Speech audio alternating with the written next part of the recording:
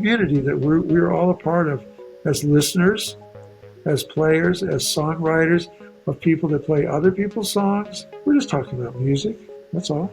And I'm just like, yeah, that's like getting like Jacques Cousteau to clean your fish tank, bro. It's like, it's just crazy. I think it doesn't matter what level you get to, whether the success is marked by, you know, your numbers and you know, how well you're doing on a poll, or something within yourself about achievement.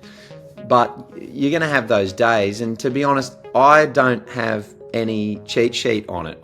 The way you control your stress and your anxiety on stage, because these are bigger gigs.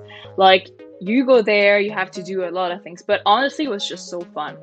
I literally rode in the back of my brother's truck. He had a back seat of his truck, and I practiced my accordion as he drove down to New Orleans. That's incredible. Yeah. I'm on my way out when I hear this voice. Hey, there's a spot over here. Get over here, kid. You know, it's Count Basie.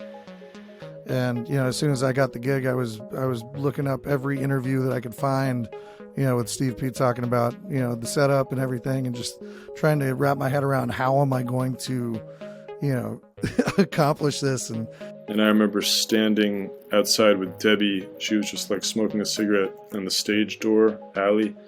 And these two ladies walked by just mid-conversation, and they were on their way to the show, and they just like saw us, and one of them just started screaming uncontrollably.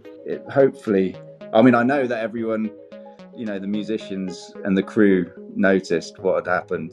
I'm hoping the audience didn't massively notice, but that was a horrible moment for me. And festivals and, you know, playing Glastonbury and just these really huge festivals with tons of people as far as the eye could see.